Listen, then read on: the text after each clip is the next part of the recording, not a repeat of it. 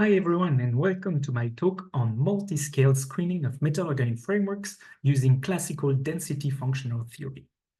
And I'd like to start to make sure that we're all on the same page for what is a metal-organic frameworks.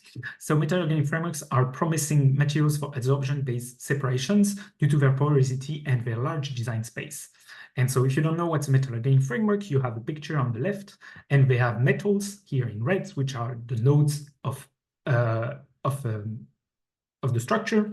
The organic part is organic linkers, which are the edges of the structure, and the framework is a bit kind of what is the shape of this. And they are porous materials, so they have holes everywhere where molecules can be captured.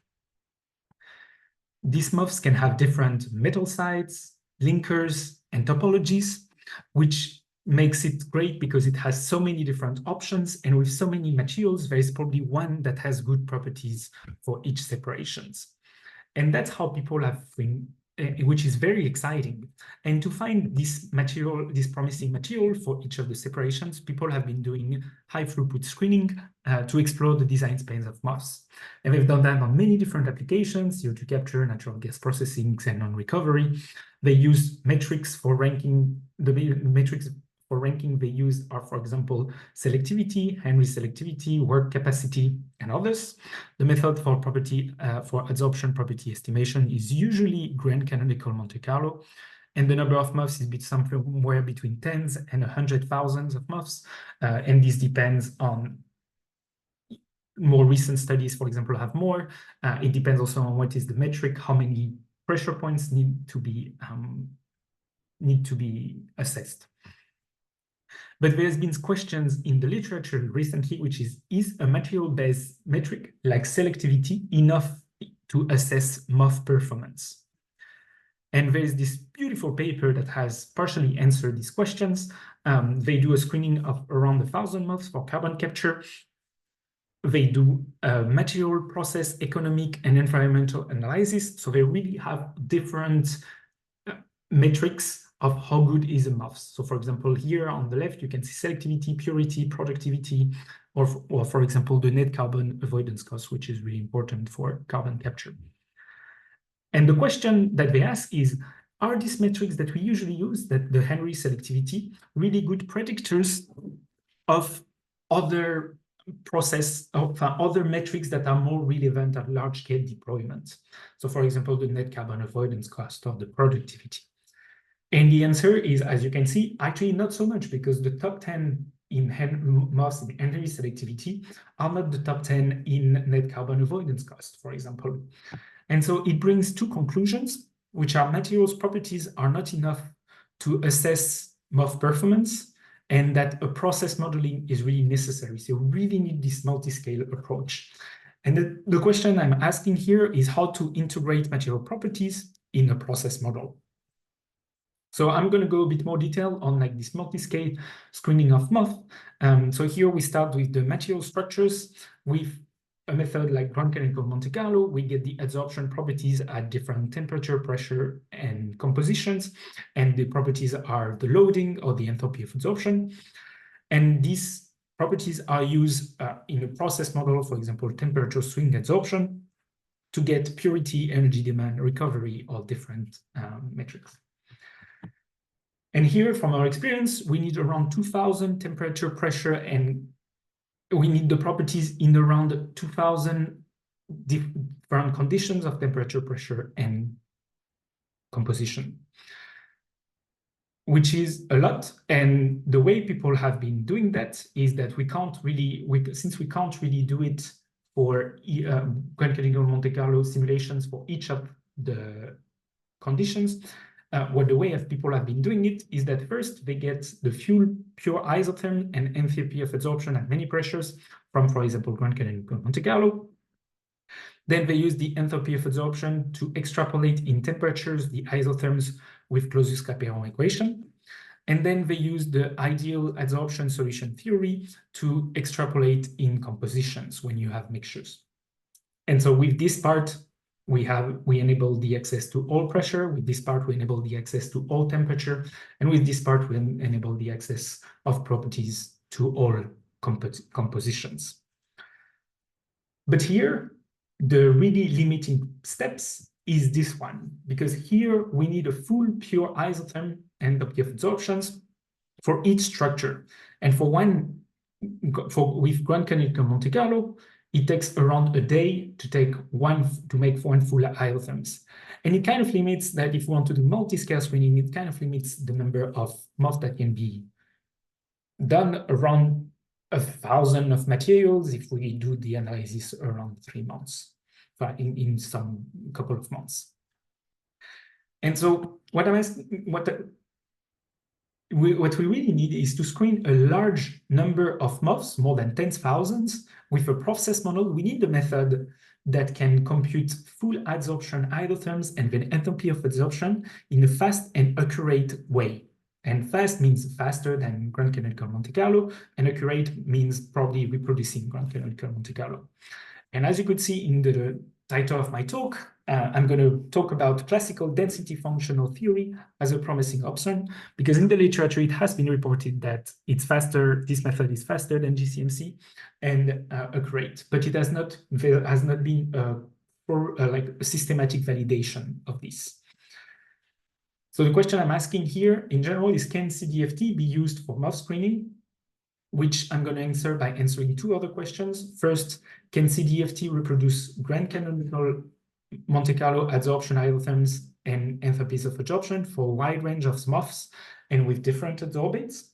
And then secondly, is CDFT consistently faster than GCMC? And if yes, by which factor? So the first question. Here, to answer this question, we compare adsorption isotherms predicted by CDFT and GCMC for more than 500 MOFs for CO2, N2, and CH4. We do that at 298 Kelvin, and for the metric, to take the difference between, to compare the 2 methods, we use the mean absolute relative deviation,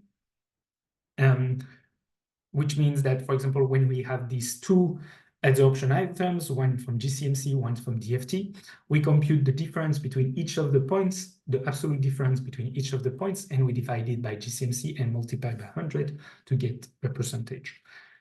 And for you to be able to visualize what this value means, here I'm showing adsorption isotherms with MARD of 4.2%, so deviation of 4.2% between GCMC and DFT for the same MOF and the same adsorbate. And you can see that 4% is actually pretty minimal. It's really small difference. 17% starts to be, you can see some deviations, and 29% you can even see even bigger deviations. For the enthalpy of adsorption, these are the numbers that you're going to see. So 2%. Yeah, so you have around 2%. So 2% of MARD in enthalpy of adsorption is almost nothing. 7.6% you can start to see deviations, and 10% is even more deviations. And here actually you can see that the GCMC data are actually noisy and the CDFT data are not, which is also an advantage of DFT, because when you want to do the temperature extrapolation with Clausius-Clapeyron, it's actually really useful not to have all this noise, and it's a good advantage of classical DFT. Yeah, and so here I'm going to look at my 500 MOFs or more, and I'm going to show that CDFT almost perfectly reproduces GCMC results with CH4 as the adsorbate. And the results here are showing this plot. So I'm looking at the cumulative plot of the results. So the way you should read this plot is, for example, if you want to know how many MOFs, which fraction of MOFs have an MARD of less than 7%, which we show is really close, actually. We look at the intersection of the curve with x equals 7%, and we can see that around 80% of the MOFs, of the 500 MOFs, have an MARD of less than 7%, which means that they're really accurate.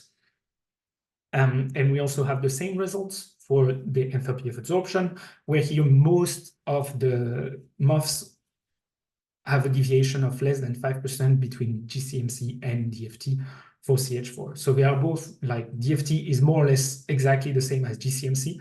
And actually I saw that different implementation of GCMC can have the same deviation than between DFT and GCMC here.